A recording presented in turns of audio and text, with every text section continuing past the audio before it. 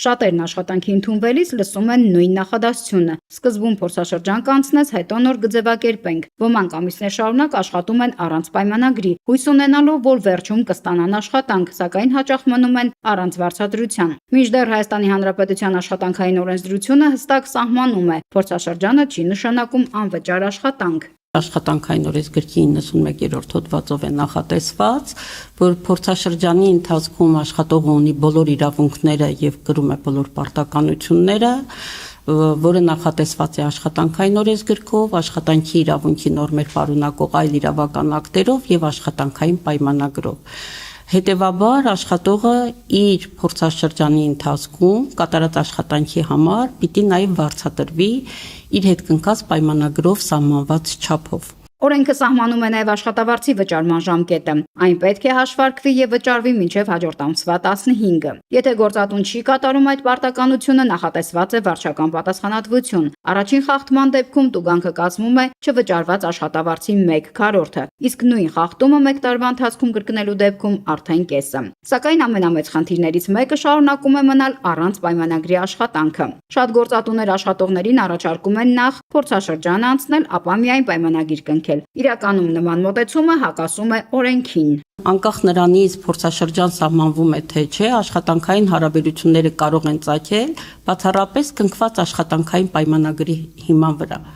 Աշխատանքային պայմանագրով աշխատողի համար կարող է սահմանվել փորձաշրջան, կարող է փորձաշրջան չսահմանվել։ Մասնագետի խոսքով պայմանագրի բացակայության դեպքում աշխատողի իրավունքների պաշտպանությունը զգալիորեն բարդանում է։ Գործատուն կարող է պարզապես հերքել աշխատանքի փաստը, իսկ աշխատողը ստիպված կլինի ապացույցներ ներկայացնել, որ իրականում աշխատել է տվյալ կազմակերպությունում։ Փորձաշրջանի տևողությունը եւս սահմանված է օրենքով։ Ընդհանուր կանոնով այն չի կարող գերազանցել 3 ամիսը, բացառությամբ այն դեպքերի, երբ հատուկ օրենքներով նախատեսված է ավելի երկար ժամկետ։ Եթե փորձաշրջանը սահմանվել է գործատուի նախաձեռնությամբ եւ նա գտնում է, որ արդյունքները բավարար չեն, կարող է մինչև փորձաշրջանի ավարտից 3 օր առաջ գրավոր ծանոթմամբ լուծել աշխատանքային պայմանագիրը։ Իսկ եթե փորձաշրջանը սահմանվել է հենց աշխատողի նախաձեռնությամբ, ապա դրա արդյունքները գնահատելու իրավունքը պատկանում է բացառապես աշխատողին։ Առողջապահական եւ աշխատանքի տեսչական մարմնում արձանագրում են, աշխատավարձ չվճարելու վերաբերյալ դիմումների թիվը զգալի է եւ դրանց մեջ քիչ չեն նաեւ փորձաշրջանի ընթացքում կատարված աշխատանքի դիմաց չվճարելու դեպքերը։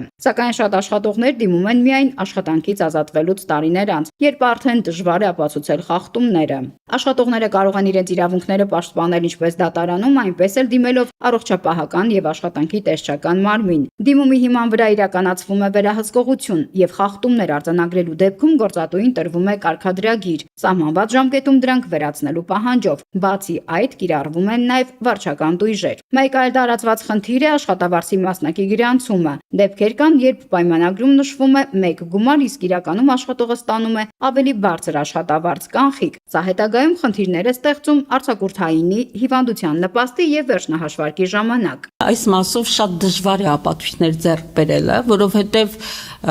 գործատուն աշխատողներին վճարում է արձեռն, որևէ տեղ այդ աշխատավարձը վճարելու մասով ապացույցներ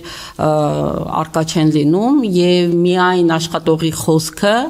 բավարար չէ հիմնավորելու համար, որ աշխատողը իր կատարած աշխատանքի համար ստացել է ավելի բարձր աշխատավարձ։ Աշխատողները պետք է պահանջեն, որ աշխատանքային պայմանագրում ֆիքսվի իրական աշխատավարձը, որովհետև հետագայում բոլոր վճարումները հաշվարկվում են հենց պայմանագրում նշված գումարից։ Մասնագետը հիշեցնում է նաև մեկ այլ կարևոր կարգավորում։ Գործատուն աշխատողին աշխատանքի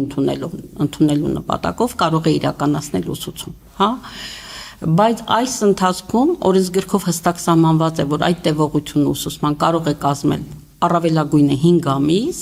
ու այդ ընթացքում գործատուն պարտավոր է աշխատողին վճարել, այսինքն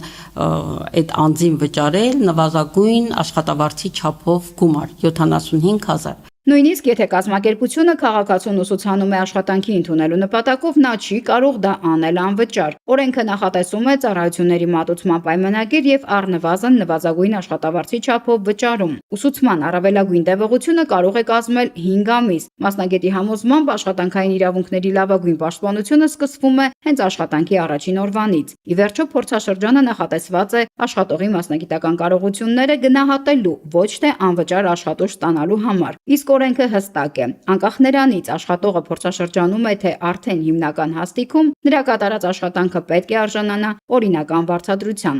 Նարնե Ղուկասյան, Մանուել Ստեփանյան, Ռադար Արմենիա։